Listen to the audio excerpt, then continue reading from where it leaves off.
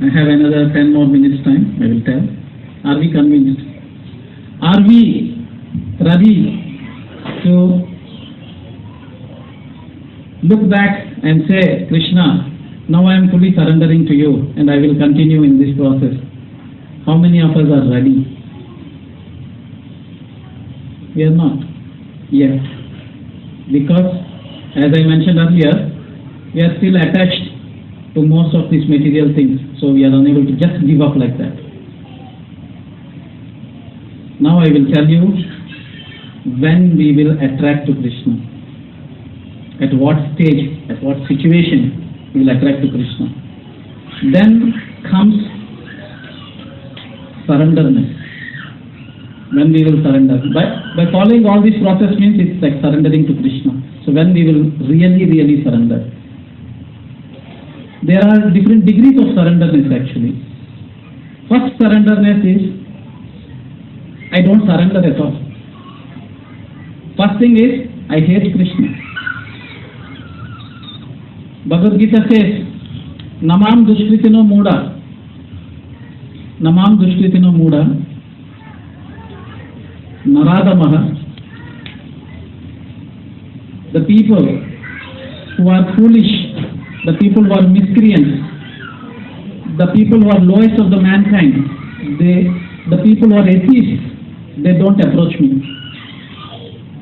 So, first category of the people, they don't surrender at all. So what happens to them? They will be in this planet, or they will be in the hellish planet, or they will be in the heavenly planets based on their punya and karma. That is their final destination. But Krishna in this verse is saying, if you understand me, you will come back to me. So for those people, they will never understand Krishna, they will not go back to Krishna. They will suffer. Second category of the people, progressively surrender. We hear in India we hear many of the people say, hey, now you are still young man. Why you do all these pujas and all these things? At the time of age of 60, you can chant Hare Krishna and then you go back to Godhead. Correct? It will not happen like that. Prahlad Maharaj, from the beginning itself, he started chanting by the causeless mercy of Narad Muni. And Prahlad Maharaj instructs every child has to start from beginning, so that they will continue in this process of devotional service. Upon death, they will go back by remembering God. So that process, also progressive surrenderness, sometimes it leads, sometimes it doesn't lead. So I'm not going in detail into that. And there are certain categories of the people, they surrender with faith. If you see the 9 processes of devotional service, they surrender with faith. One is Shravanam. Parikshit Maharaj got liberated with that process. Kirtanam. Sukadev Goswami, by chanting the Bhagavatam, is liberated. Remembering, Prahlad Maharaj got liberated. Padasevanam. Goddess Lakshmi is always at the feet of Lord Narayan. Archanam. Rudu Maharaj got liberated. Vandanam. Prayers. Akrura got liberated. Sakyam. Arjuna got liberated, friend. Dasyam. Hanuman got liberated. See, they all surrender with faith. Any of these processes, you can choose, you are there. This is surrenderness with faith. And one more important thing, surrenderness, while we surrender this thing, we also get pride. Devotional service, when you grow, pride also comes along with you. When pride comes, you can see many sages. Durvasa Muni is lot of anger. He has lot of angriness. Lord Brahma, he even steals the cows of cowherd boys and cows, and he stolen and he put it in the cave. And Krishna appears again back, and then he again created the cowherd boys and cows. And then Brahma then understood that Krishna is the Supreme Personality of Godhead. See, his pride, Brahma also forgot for. Indra also thought, I will put lot of rain in Vrindavan. But Lord Krishna lifted Govardhana hill, and then only Indra came to know that there is Supreme Master above us. Surrenderness with pride. We should avoid that type of surrenderness. And now I am going to tell what is real surrendering, when we will really surrender to Krishna.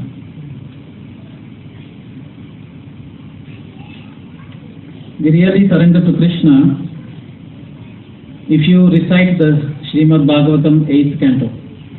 There we will try to understand why we should surrender to Krishna and who are all that we should surrender, whether we should surrender to our families or this society or this nation or this country or to Krishna. Bhagavatam 8th canto says, liberation of elephant. The liberation of elephant. Probably many of us knows about this story, but how many of us knows the inner meaning of it? Bhagavatam says, this elephant is roaming in the Trikuta mountain. This is a heavenly planet. Okay, it's in the heavenly planet, Trikuta mountain. And then in that range of mountains there is a garden, Rumata garden, which is garden created by Varunadev. So to this place many heavenly gods will come and participate in the sporting activities, and then many damsels will come, they take bath in the river. So this kind of garden, and it's very peaceful garden, and birds, many animals are there in that garden. So it is like this. Then there is this elephant, is the king of that jungle, thinks that it is enjoying it. It is enjoying such a heavenly planet, and it is always in the company of the other elephants, having friends, having relatives, and then all other animals also pays a lot of respect to that elephant because it's a king. All animals also gives a lot of respect, and so it's enjoying the property or enjoying that position as a king. And one day, as usual, it's an unusual day for that elephant. It thinks that, okay, today is very hot summer, let me go and have a bath in the lake. Understand, at this place where Acharya says, this material world is danger at every step. This material world is danger at every step.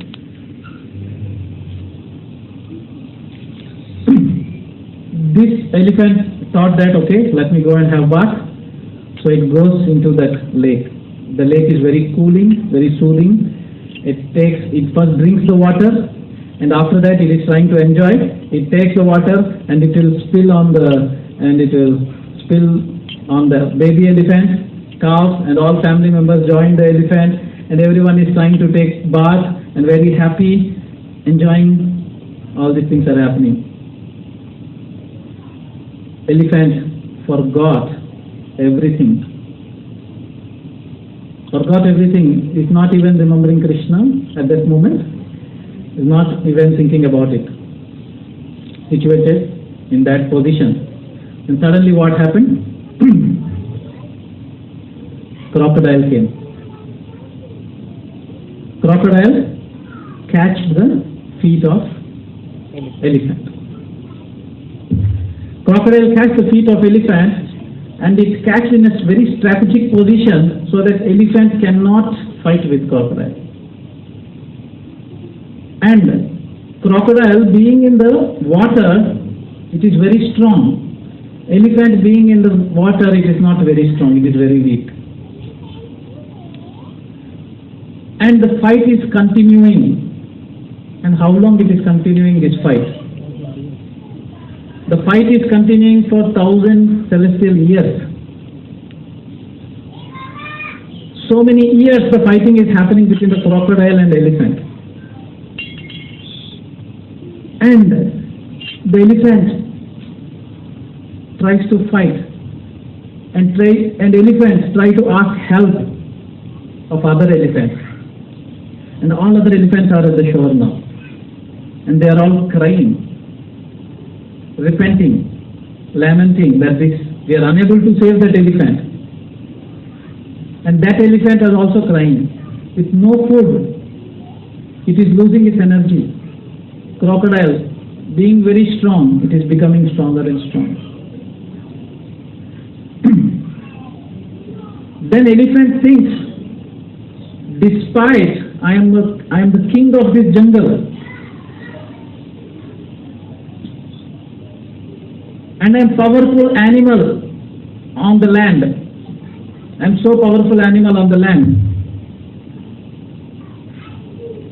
Despite of this position, I am still unable to save myself. And I have very good family, but still they are unable to come and save me. I have children, elephants, still they are not able to come and save me. I have friends of other animals, still they are not able to come and save me. Elephant is thinking this. See, though I am so powerful, but see in which situation I am in, where I am unable to help myself, nor I am able to get help from outside. This is the situation of the elephant. Then,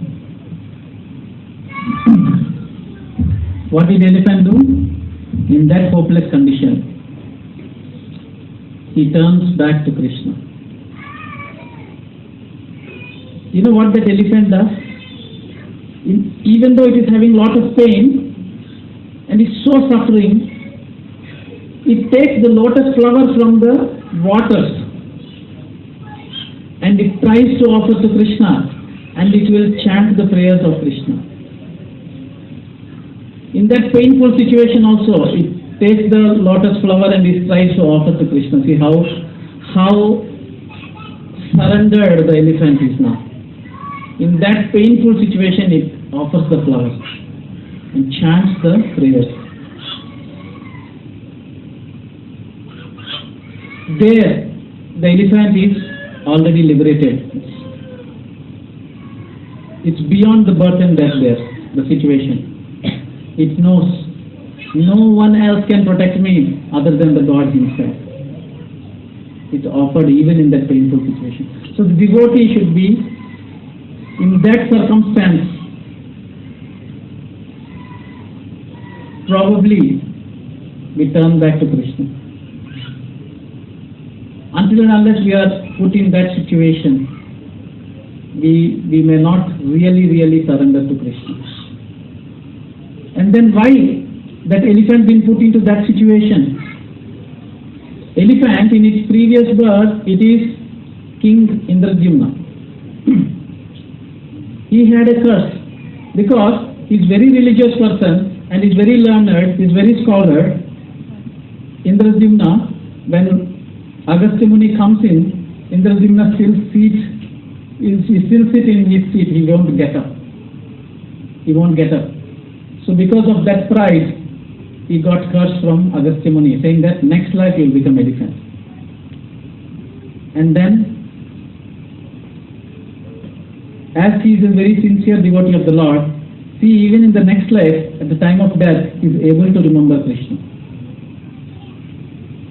So the devotee thinks that Krishna has given that situation. Is a gift of God, keeping me in that situation, so that God knows that at that life he will fully surrender to Krishna. So that's why he has arranged the elephant body, and then he knows that in elephant he will face this situation, then he will really surrender to me. So Krishna will try to test us, will try to put us in that distressed situation where we do not want it. He will try to put us in that situation. There we will have to we have to show that Krishna, I am still with you and you are the only protector and none other than you can protect. Devotee thinks that is a gift of God, the mercy of God. And who is this crocodile? Crocodile also a very good devotee in his previous life. What he does is, when Devala Muni comes in, he goes and receives Devala Muni, and then both goes to bath. And while Devala Muni is trying to meditate, he tries to pull the leg of Devala Muni. Then this Muni will get very angry and he will curse. Next life he will become crocodile. Then this crocodile asks, I am very pity you, please forgive me, can you take back the curse? Then he says, no, I cannot take back the curse, but I can give you a boon. If any holy soul calls the Vishnu, and then if you die in that battle, then you will be liberated. See, here both are devotees, both at the time of death being taken to the Vaikuntha Lokas. So we should understand, then this is called real surrenderness. If we are put into that situation, then only we will turn back to Krishna and we will say, Krishna, now I am fully surrendered to you. Please, now my control now been given to you. Then only you will understand this appearance of Krishna, appearance of his activities. In that mood only you can understand Krishna. You have to completely surrender. Okay? Any questions?